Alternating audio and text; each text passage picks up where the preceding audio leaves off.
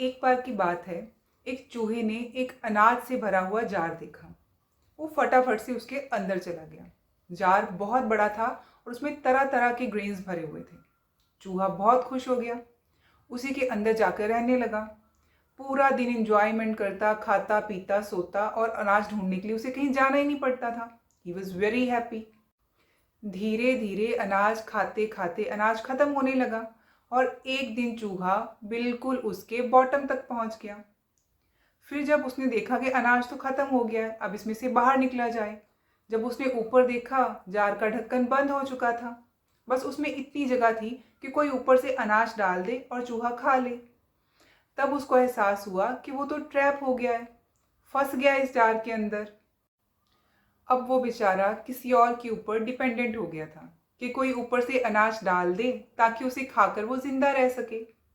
और उसकी वो इंजॉयमेंट वाले दिन भी खत्म हो गए थे। ना तो अब उसे चॉइस मिलती थी कि कौन सा अनाज खाना है, जो किसी ने ऊपर से डाल दिया बेचारे को वही खाना पड़ता था।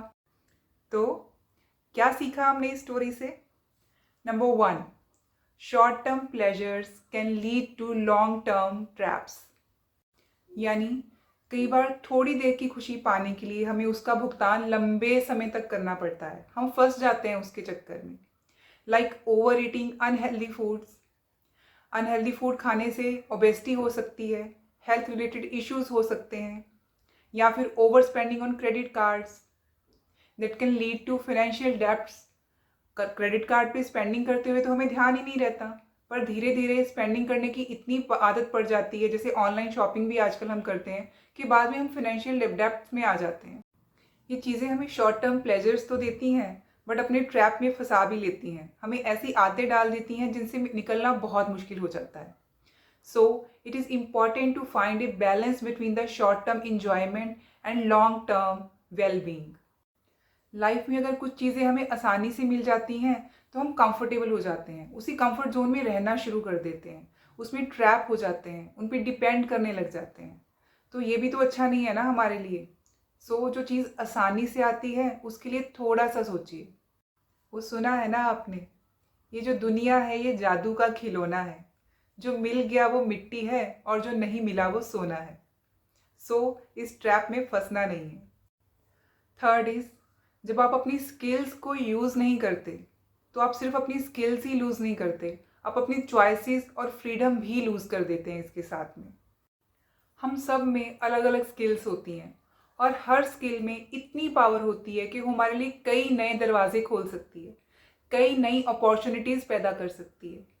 It can unlock a world of possibilities.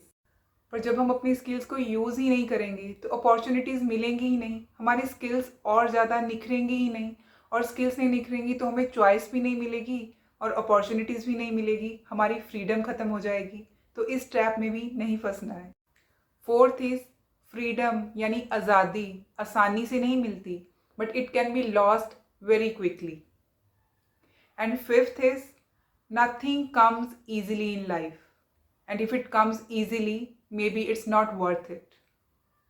वो कहते हैं ना, धीरे धीरे रे मना धीरे सब कुछ होए, माली सींचे 100 घड़ा ऋतु आए फल होए। So my friends, think about it. See you in the next video. Thank you.